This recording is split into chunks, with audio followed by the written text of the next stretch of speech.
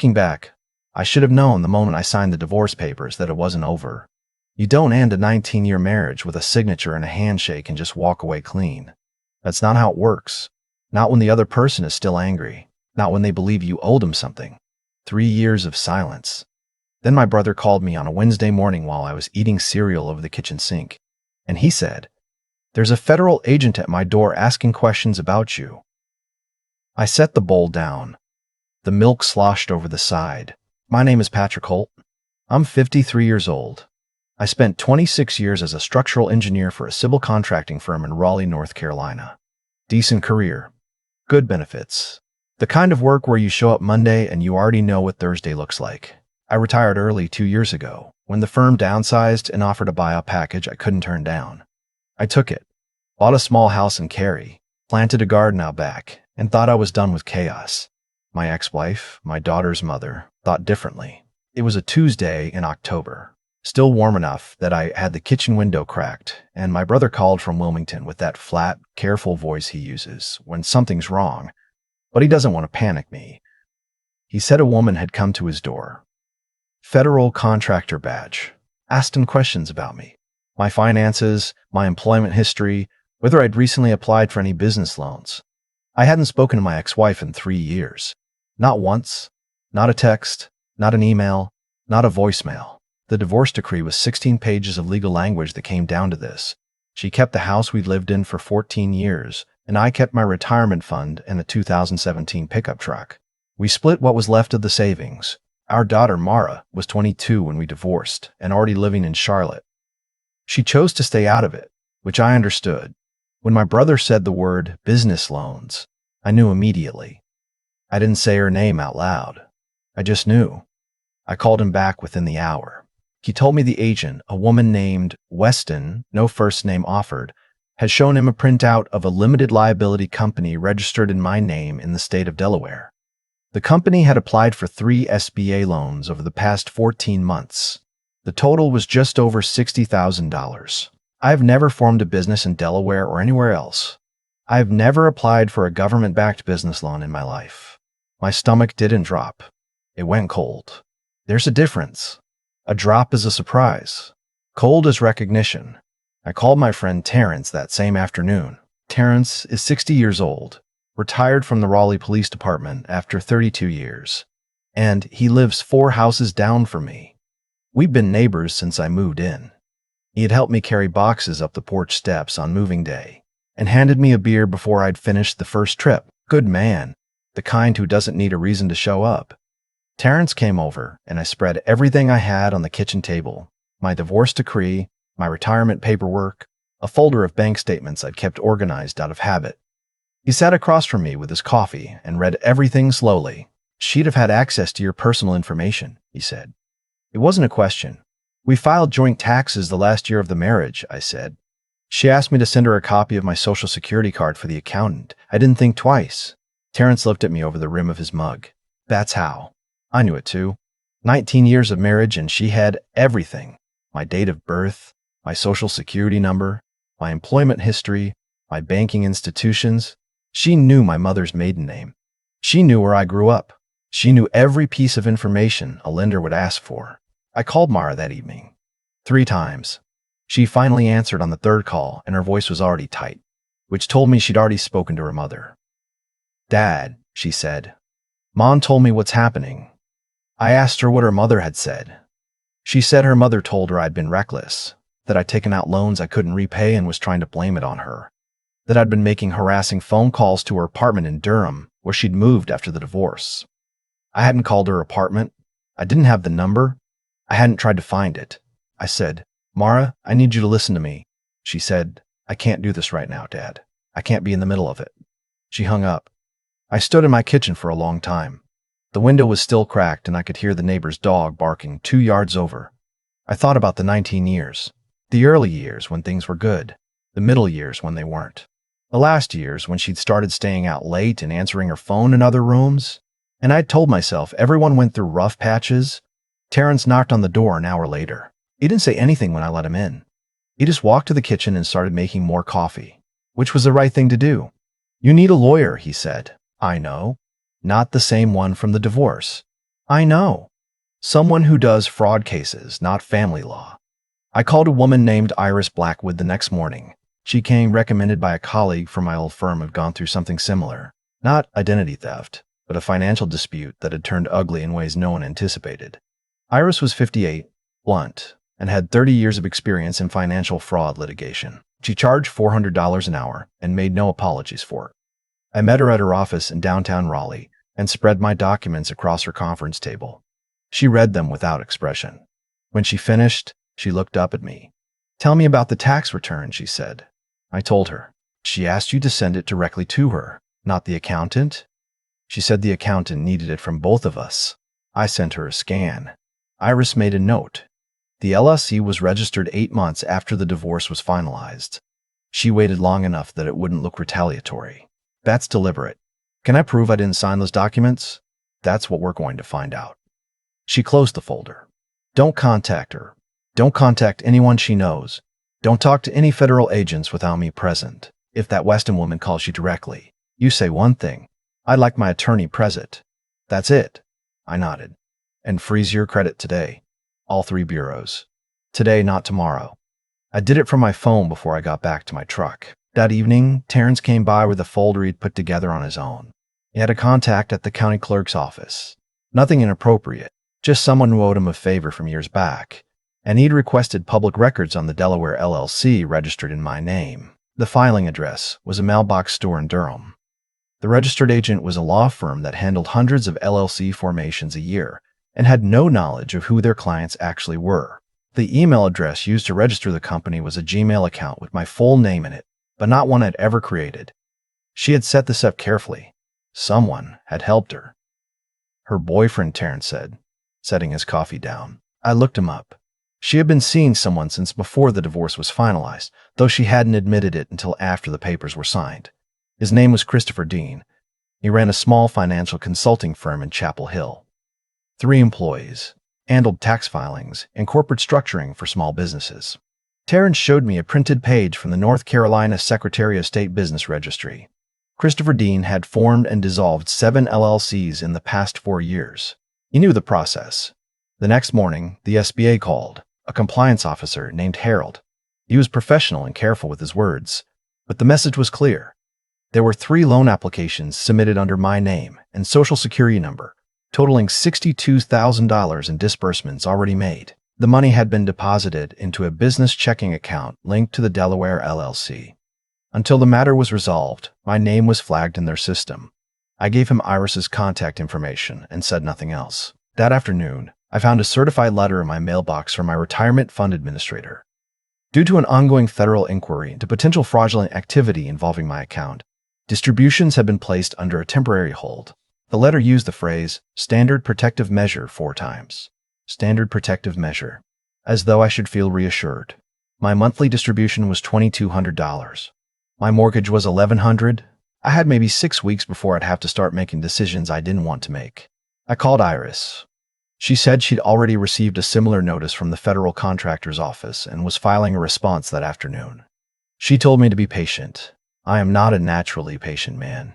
Terrence found me sitting on the back porch that evening doing math in my head. He sat down beside me and didn't say anything for a while. The yard was still, and the light was going flat and orange over the fence line. "She's trying to break you financially," he said. "Same as the divorce. She cleaned what she could legally, and now she's going after what's left." "It's working," I said. "No, it's not. You're still here." He pulled out his phone and showed me something. He'd been monitoring publicly available social media.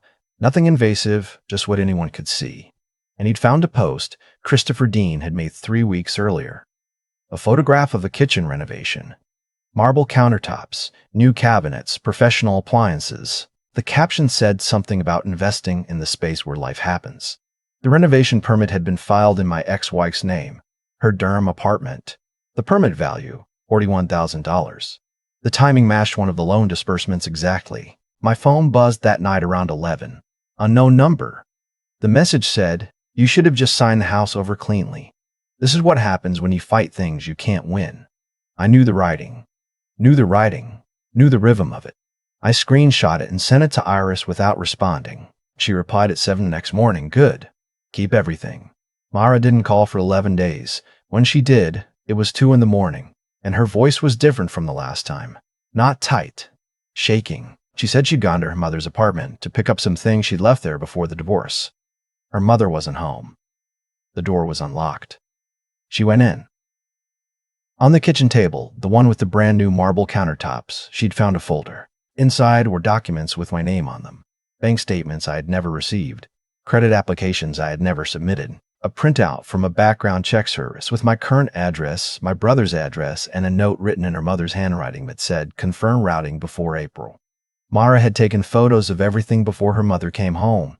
When her mother walked in and saw her, she did not cry. She did not get quiet. She screamed. She said Mara was betraying her, that I had poisoned her against her own mother, that I had never loved either of them, and this proved it. Mara said, "Dad," she said, "she planned this before you even finished the divorce proceedings. She said it wasn't enough, that you didn't suffer enough." I had to sit down. "She said that?" "She said you owed her for the years she wasted." I thought about the years she wasted. I thought about all the ways I had tried to make a marriage work with someone who had already decided to leave. I thought about therapy appointments she refused to attend, and conversations that ended in locked doors, and the particular exhaustion of loving someone who has stopped loving you back but hasn't bothered to tell you yet. "I'm sorry," Mara said. "I should have believed you from the beginning. I keep thinking about how she cried when she told me you were harassing her. She was really crying, Dad. I believed it. I believed all of it." "She's always been able to cry," I said. "I know that now. We stayed on the phone for a long time without talking much. At some point," she said, "I uploaded everything to the cloud. 3 different accounts. She can't get to it." "Did she see you do it?" "I don't think so. But she knows I took the folder. She called me 6 times on the drive home, and I didn't pick up." "Good," I said. "Don't pick up." The next morning, I called Iris and told her everything. She was quiet for a moment, and then she said, "Tell your daughter to come to my office this week, with every device she used to take those photos." Then Terrence called. He had been working his own angle, one he hadn't mentioned to me yet because he wanted to be sure before saying anything. He had spoken to a former colleague still working in financial crimes. Nothing official, just a conversation. And the colleague had mentioned a name that had come up in a separate inquiry. Christopher Dean. Apparently, Dean's firm was under review for an unrelated matter involving improperly formed LLCs and misdirected SBA funds. The federal contractor who had shown up at my brother's door was not investigating me. She was following the money, and the money had led to my name because my name was on the account. I was not the target. I was the cover. Terrence came over that afternoon, and we drove to Iris's office together. Mara was already there when we arrived. She looked exhausted and determined. The way she looked when she was 19, studying for exams she knew were going to be hard. Iris had arranged everything on her conference table.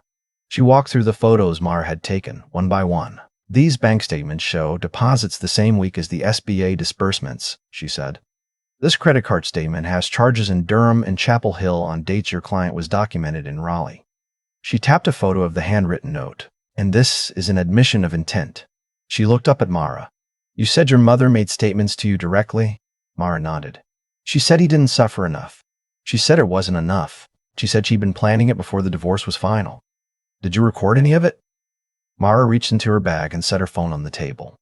Iris smiled for the first time since I'd met her. 2 weeks later, the federal contractor, Agent Weston, full name Weston Farrell, which I finally learned, contacted Iris directly. The investigation had shifted. They were no longer looking at me as a person of interest. They were looking at Christopher Dean's consulting firm, and at my ex-wife, whose name appeared on the Durham apartment renovation permits, the LLC formation documents, and several of the loan applications as a co-signatory.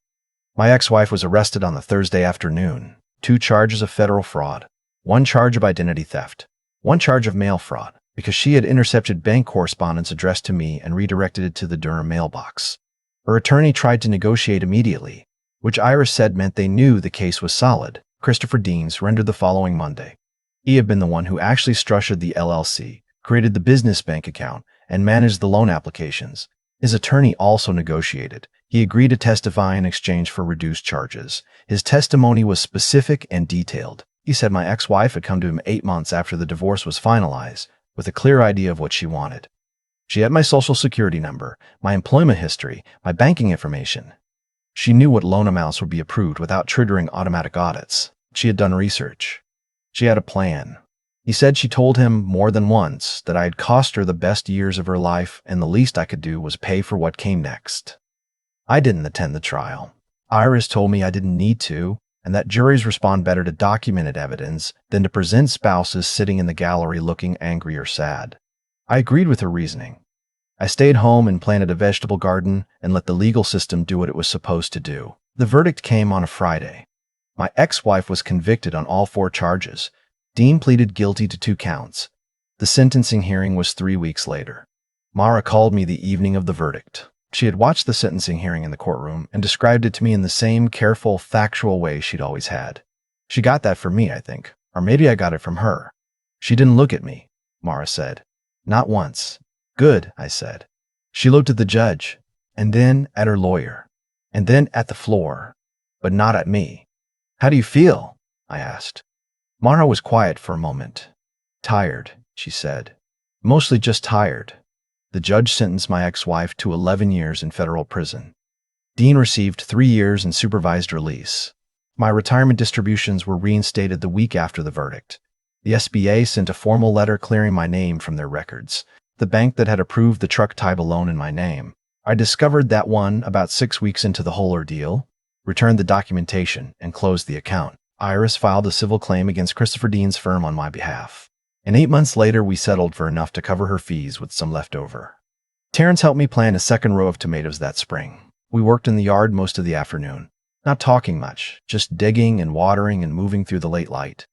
At some point he said, "You doing okay?" I thought about it honestly. Better than I thought I would be. She wanted to break you. I know. Didn't work. No, I said. It didn't. Mara drove up from Charlotte that weekend. She brought her boyfriend, a quiet guy named Elliot, who shook my hand twice for no particular reason and seemed genuinely nervous about impressing me, which I found touching. We had dinner on the back porch. The tomatoes weren't ready yet, but the peppers were coming in, and I'd made a pot of something slow and good that had been on the stove since noon. After dinner, Elliot went inside to do the dishes without being asked, which told me most of what I needed to know about him. Mara sat across from me in the fading light and said, "Dad, can I ask you something?" "Sure." "Did you ever see it? When you were married, any of it?" I thought about that for a long time. The yard was cooling down and the first fireflies were starting up along the fence line. "I saw parts of it," I said. The way she could change the story after the fact. The way she could cry when she needed something and stop the moment she got it. The way she made me feel like I was always a little bit wrong, even when I knew I wasn't. I set my beer down, but I didn't want to see all of it, because seeing all of it would have meant admitting I'd made a mistake, and I'd already put 19 years in. It's hard to look at 19 years and say, all of that was a lie. Mara looked at her hands. Was any of it real? I think I was real. I said, I can't speak for her. Elliot came back out with 3 more beers and handed them around without making a thing of it. We sat there until it was full dark and the fireflies were everywhere, and you couldn't see the fence line anymore.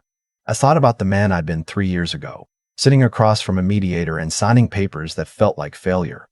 I thought about the man I'd been 18 months ago, standing in his kitchen, holding a bowl of cereal and hearing his brother say the word federal. I thought about all the nights I'd done math in my head and come up short. And I thought about this, the garden behind me, the tomatoes coming in, my daughter's laugh carrying through the dark yard, a good man inside washing dishes because it was the right thing to do. My ex-wife had spent 3 years trying to take what she couldn't get in the courtroom. She got 11 years in a federal prison instead. I got my life back. Not the life I planned. Not the life I thought I was building for 26 years with a drafting pencil and a yellow legal pad and a quiet kind of hope. Something smaller. Something that actually fit. Terrence walked over from his yard around 9 o'clock, carrying a 6-pack and not apologizing for showing up uninvited, because we had long since passed the point where that was necessary. He pulled up a chair and cracked a beer and looked out at the fireflies. "Good night," he said. "Yeah," I said. "It is." I've been thinking about what actually happened. Not the legal version, the charging documents and the conviction and the 11 years, but the human version. What it takes for a person to spend 3 years methodically dismantling someone else's life. The planning involved, the patience, the sheer amount of daily intention required to do that much damage to another person while also buying groceries and attending neighborhood barbecues and telling your daughter her father is unstable. People ask me sometimes if I was angry. I was. But the anger was never the loudest thing. The loudest thing was confusion. 19 years. I kept coming back to that number. Not because I wanted her back. I didn't, not even close. But because I kept asking myself what I had actually been living in for 19 years, if this was what was underneath it. Here's what I've come to understand. She didn't become this person when I filed for divorce. She was already this person. I just wasn't paying close enough attention. Or I was paying attention and choosing not to name what I saw. Because naming it meant making a decision I wasn't ready to make. That's on me.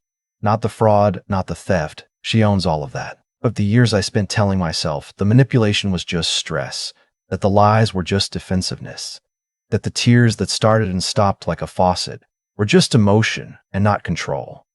That was my failure of honesty with myself. And it cost me time I won't get back. What I know now is that the truth has a kind of gravity. You can redirect it for a while. You can file paperwork and forge signatures and build elaborate structures around it, but it keeps pulling toward the surface. It found Christopher Dean's name in a federal database. It found a folder on a kitchen table with marble countertops paid for with stolen money. It found my daughter standing in that apartment with her phone in her hand and enough love for her father to outweigh 22 years of conditioning. The truth came out because Mara was brave enough to look at it directly when most people would have looked away. That's not a small thing. That's the whole thing. Terrence once told me that the difference between people who get through hard situations and people who don't is usually just this. The ones who get through keep making the next right decision. Not the perfect decision. Not the heroic one. Just the next right one. Call the lawyer. Freeze the credit. Save the text. Show up. He's right. I didn't do anything remarkable. I just kept doing the next right thing, one at a time, on days when every instinct I had was telling me to sit down and stop. The hardest part wasn't the money. It wasn't even Mara's initial silence, though that one took me longer to get over than I've admitted to anyone. The hardest part was understanding that someone can look at you, know you completely, and choose to use that knowledge as a weapon. And then understanding that you have to keep going anyway. That what she chose to do with 19 years of access to who I am does not define what those years were worth. I was real in that marriage. My intentions were real. That doesn't go away just because hers weren't. I planted tomatoes this spring. They came in well. Terrence sat on my back porch and drank a beer, and didn't say much, which is exactly the right amount to say after something like this. Mara called on a Tuesday afternoon for no particular reason, which is the best kind of call there is. I got my life back. This time it actually fits.